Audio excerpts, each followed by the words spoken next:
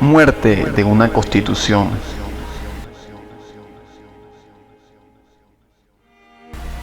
Probablemente alguien pensará que el título de este artículo se refiere a alguna decisión reciente de la Asamblea Constituyente o quizás alguna sentencia de la Sala Constitucional. En realidad no.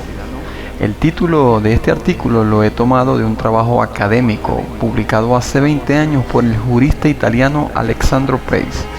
En dicho trabajo, Peis comentó la sentencia número 17 de entonces la Corte Suprema de Justicia venezolana dictada el 19 de enero de 1999. En ella, la Corte decidió más bien implícitamente, como veremos, que sí era posible convocar a una Asamblea Nacional Constituyente a través del poder constituyente originario sin necesidad de modificar la Constitución de 1961, tal y como entonces el presidente Hugo Chávez había propuesto. 20 años después, conviene recordar las circunstancias bajo las cuales se dictó esa sentencia, con dos propósitos: comprender en qué medida influyó en el proceso de destrucción del Estado de Derecho que comenzó en 1999 y luego tratar de indagar qué hubiese pasado si la Corte hubiese tomado una decisión distinta. La oferta constituyente y el colapso del sistema político venezolano, 1998. La campaña electoral de 1998 estuvo dominada por una idea: la crisis terminal del sistema político venezolano exigía cambios drásticos. Esto es, cambios que debían procurarse fuera de los canales regulares del Estado político. La idea no era nueva, por el contrario, la necesidad de introducir reformas de fondo al Estado venezolano comenzó a ser evidente luego del llamado Viernes Negro de 1983. Especialmente luego de que en 1984 se creara la Comisión para la Reforma del Estado, COPRE. En apretada síntesis, la COPRE propuso una reforma estructural del Estado venezolano para promover un sistema democrático más abierto y descentralizado, un Estado de Derecho más efectivo y un modelo económico centrado en el emprendimiento individual y la inclusión social. Esas propuestas no pudieron ser implementadas, lo que agravó la crisis. Ello llevó a que durante el segundo gobierno de Carlos Andrés Pérez de 1989 a 1993 se ensayaran tácticas no convencionales para responder a esa crisis. Primero, con los intentos de golpe de Estado de 1992 y luego con el enjuiciamiento político de Pérez en 1993. Un enjuiciamiento que puso en evidencia la politización del Poder Judicial y más en concreto de la entonces Corte Suprema de Justicia, pues la remoción política de Pérez se procuró por medio de un proceso penal. Para ese momento, la idea de que era necesario un cambio drástico y fuera del sistema había cobrado fuerzas en la propuesta de convocar a una Asamblea Nacional Constituyente, esto es, un Congreso paralelo al Poder Legislativo, que tendría como propósito dictar una nueva Constitución. ¡Qué bonito! Se pensó entonces que nuestros problemas podían resolverse con una nueva Constitución. Esta propuesta fue la bandera electoral de Hugo Chávez. Así, en un evento realizado en 1998 en la Academia de Ciencias Políticas y Sociales, entonces presididas por Alan Brever Carías, el entonces candidato Chávez, resumió su planteamiento de la siguiente manera: no vemos ningún otro camino que convocar al poder constituyente que está y que es propiedad del soberano, del pueblo venezolano. Un mecanismo absolutamente democrático, un mecanismo pacífico para relegitimizar un sistema que ya, como hemos dicho, dejó de ser democrático a través de un proceso constituyente que está en marcha, por lo que la Asamblea Nacional Constituyente nosotros lo vemos como algo aislado. Sin embargo, tal propuesta se enfrentaba a un importante obstáculo jurídico. La Constitución vigente de 1961 no permitía modificaciones constitucionales a través de la Asamblea Nacional Constituyente. En otras palabras, de conformidad con la Constitución de 1961, esta solo podría ser reformada por el Poder Legislativo y no por una Asamblea Nacional Constituyente. Frente a ese obstáculo se presentaron dos tesis. La primera entendía que ante la rigidez de la Constitución de 1961 era necesario que el entonces Congreso modificase esa Constitución para regular a la Asamblea Nacional Constituyente, que solo podía convocarse en términos de la Constitución mediante una consulta popular. La segunda tesis señalaba que el poder constituyente originario siempre reside en el pueblo y que por lo tanto siempre el pueblo puede ser consultado sobre su decisión de elegir una Asamblea Nacional Constituyente, al margen de lo dispuesto en la Constitución. Esta segunda tesis fue defendida por Chávez con apoyo de diversos abogados. El debate político sobre la Constituyente llega a la Corte Suprema de Justicia. Luego de su elección en diciembre de 1998, Hugo Chávez insistió en su oferta electoral.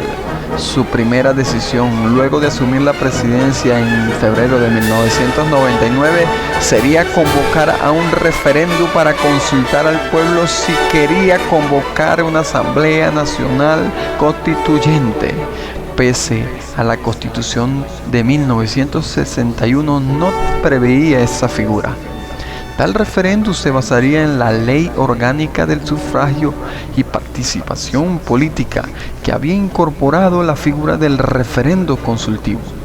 Por ello, hace 20 años, en enero de 1999, el debate político giraba en torno a la duda constitucional sobre si era posible consultar al pueblo sobre la convocatoria de una constituyente, pese a que esta no estaba prevista en la Constitución.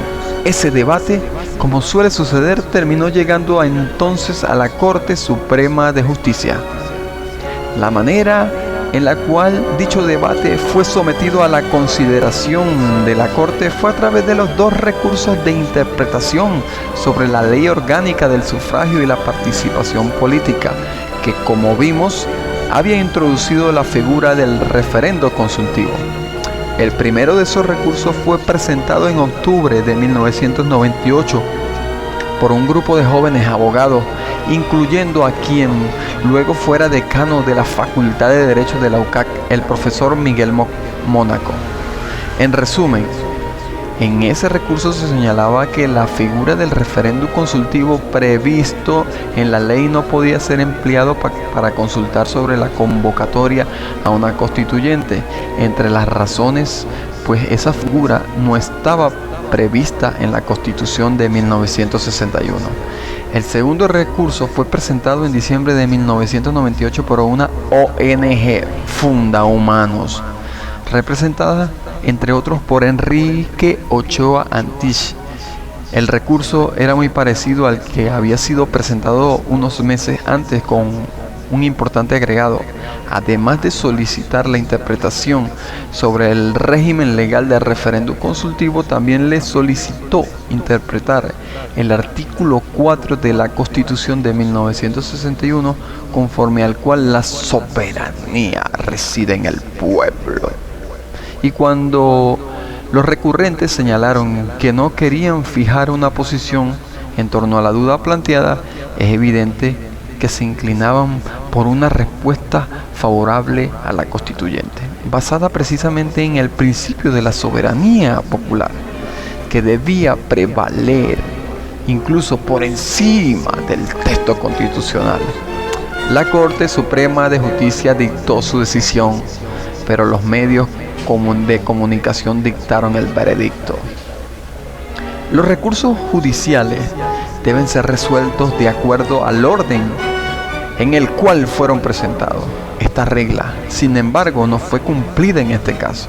Así, aun cuando los dos recursos de interpretación fueron resueltos el mismo día, el 19 de enero de 1999, el primer recurso en ser decidido fue el presentado en diciembre de 1998 por medio de la sentencia número 17. El recurso presentado en octubre fue resuelto después mediante sentencia número 18. Es por anterior que, en la práctica, la sentencia de la Corte Suprema de Justicia que decidió la duda constitucional fue la decisión número 17. Ambas sentencias fueron aprobadas por todos los magistrados que entonces integraban la Corte Suprema de Justicia.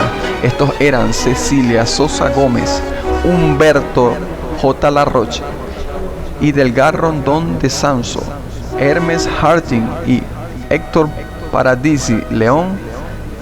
La sentencia número 17 fue elaborada bajo la ponencia del Dr. Laroche, profesor de Derecho Constitucional de prestigiosa trayectoria. ¿Qué decidió la Corte en la sentencia número 17? La lectura de ese fallo permite formular 3 conclusiones. La primera conclusión es que se trata de una sentencia muy bien elaborada y motivada extensivamente en la teoría del poder constituyente como manifestación de la soberanía popular. En resumen, la sentencia sostiene que como la soberanía reside en el pueblo siempre tiene el poder de dictarse su propia constitución por medio de una Asamblea Nacional Constituyente. La segunda conclusión es que como la soberanía reside en el pueblo podría ser consultado sobre la decisión de convocar una Asamblea Nacional Constituyente. Textualmente, la Corte concluyó que a través del referéndum consultivo previsto en la ley podía consultarse al pueblo sobre cualquier asunto trascendental nacional, incluyendo la relativa a la convocatoria de una Asamblea Nacional Constituyente. La tercera conclusión, y es la más importante, pues desafía lo que creo que es una suerte de leyenda urbana, la Corte, en su sentencia, no resolvió el tema medular al que le fue consultado. Esto es, nunca decidió si era posible elegir una Asamblea Nacional Constituyente para aprobar una nueva constitución, pese a que esa figura no estaba reconocida en el texto de 1961. En efecto, lo único que resolvió la Corte fue la pertinencia de consultar al pueblo sobre si quería o no convocar una Asamblea Nacional Constituyente, pero nunca resolvió si esa asamblea podía ser electa, pese a no estar prevista en la Constitución. En un cuento de Sherlock Holmes, el célebre detective sostuvo que lo relevante de un caso era que el perro no había ladrado. Esa historia suele emplearse para recordar que lo importante muchas veces es lo que no sucede. Así, lo importante de la sentencia número 17 no es lo que dijo la Corte, sino lo que la Corte no llegó a decir, pues nunca se resolvió de esta manera expresa el punto central del debate: si la Asamblea Nacional Constituyente podía ser convocada con base en la soberanía popular, pese a que esa figura no estaba prevista en la Constitución. ¿Qué pasó entonces? Para Alan Brewer Carías, a pesar de que la Corte no decidió el asunto sometido a su consideración con claridad, la opinión pública reflejada en los titulares, declaraciones editoriales y medios de comunicación concluyó que la Corte sí había avalado la posibilidad de convocar y elegir la Asamblea Nacional Constituyente sin necesidad de reformar la Constitución de 1961, tal y como el presidente electo Hugo Chávez había afirmado. Por ello, aún cuando la Corte, la que dictó sentencia, los medios de comunicación fueron los que dictaron el veredicto: la muerte de la Constitución, o la paradoja de la caja de Pandora. 20 años después es posible volver sobre las sentencias 17 y 18 para concluir que, aun cuando la Corte no resolvió el punto central del debate, lo cierto es que tampoco asumió una interpretación a favor de la rigidez de la Constitución de 1961, como he explicado, no prevía la figura de la constituyente como mecanismo de modificación constitucional. Esa fue la principal crítica formulada por el profesor Page en su artículo, en su trabajo citado. Page señala que es evidente desde esta perspectiva la grave responsabilidad histórica asume la Corte Suprema venezolana con la misión que se comenta. Una responsabilidad, observo, basada en lo que la Corte no decidió. Para hacer un balance apropiado, es preciso recordar que luego de que el presidente Chávez convocara al referéndum sobre la convocatoria de la constituyente, la Corte dictó varias sentencias con el propósito de limitar el poder constituyente. Aun cuando estas sentencias se basaron en la defensa de la Constitución de 1961, en ningún momento cuestionaron la propia existencia de la Asamblea Constituyente, pese que a esa figura no estaba prevista en la Constitución. En todo caso, los esfuerzos de la Corte fueron inútiles. El poder constituyente originario que la Corte contribuyó a invocar con sus sentencias 17 y 18 terminó devorándose a la propia Corte Suprema de Justicia y con ello al Estado de Derecho. Sucedió cuando la mayoría de los magistrados de la Corte avaló la reestructuración del Poder Judicial acordado por la Constituyente, que en suma aniquiló la ya debilitada autonomía del Poder Judicial. Por ello, en agosto de 1999, la doctora Cecilia Sosa, presidente de la Corte, renunció a su cargo, pues, en su opinión, la Corte se ha suicidado para evitar ser asesinada por la Asamblea Nacional Constituyente. En cierto modo, lo anterior fue posible, pues con sus sentencias 17 y 18 la Corte actuó como Pandora, que al abrir la caja que le dieron como regalo de bodas, liberó todos los demonios, aun cuando en este caso lo que se liberó fue una tesis de Chávez del poder constituyente originario, una caja que 20 años después no ha logrado cerrarse. Del poder constituyente originario al golpe de estado del autoritarismo populista de 1999-2000. En su artículo, Page señaló que sin la intervención autorizada de la Corte Suprema, el presidente Chávez, en el juramento prestado en el momento de asumir el cargo, no habría osado hablar nunca de constitución moribunda.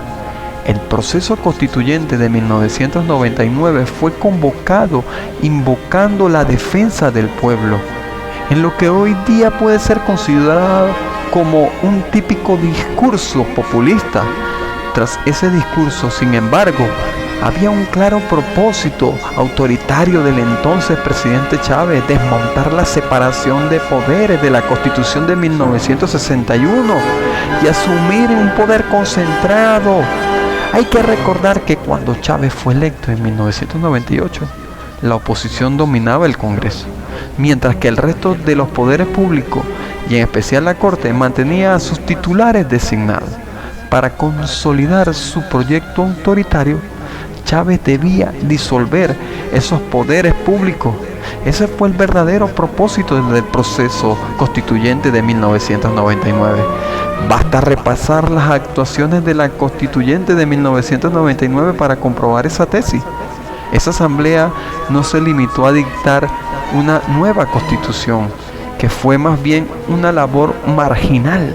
Por el contrario, invocando la tesis del poder constituyente originario, esa asamblea asumió poderes absolutos e ilimitados, desmontando las bases constitucionales del Estado de Derecho prevista en el texto de 1961.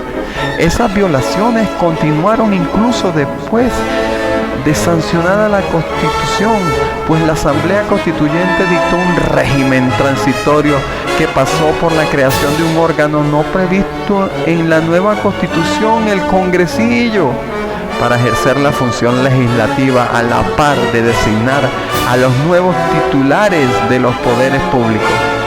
Por ello, Paradójicamente, la Constitución de 1999 fue violada el mismo día en que fue publicada en Gaceta Oficial por su creadora, la plenipotenciaria Asamblea Nacional Constituyente.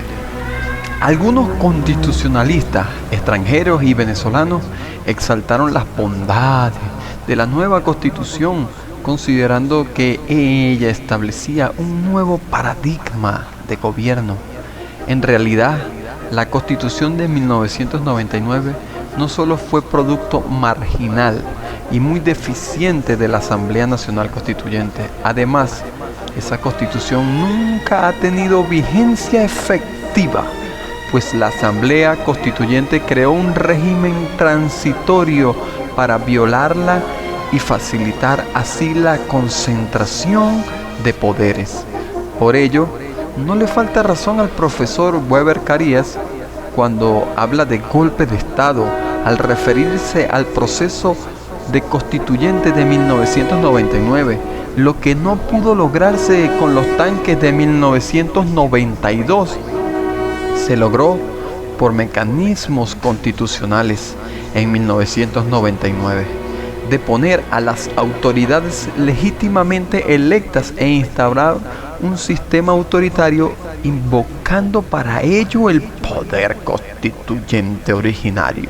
De esa manera, Venezuela es uno de los casos pioneros de un fenómeno de hoy estudiado con interés, el de los regímenes autoritarios que actúan bajo una apariencia de constitucionalidad. ¿Qué hubiese pasado si, en estricto derecho, lo que ha debido decidir la Corte en sus sentencias número 17 y 18 era la improcedencia de los recursos de interpretación presentados? En ese momento, este tipo de recursos solo procedía respecto de dudas basadas en leyes, pero no en dudas constitucionales, con lo cual esta es otra crítica que debe hacerse a estas sentencias. Ellas decidieron una materia que en estricto derecho no podía ser resuelta por la Corte. Con todo, cabe preguntarnos, ¿qué hubiese pasado si en las sentencias números 17 y 18 la Corte Suprema de Justicia hubiese concluido que la elección de la Asamblea Nacional Constituyente requería modificar la Constitución de 1961, incluso si el pueblo estaba a favor de su convocatoria?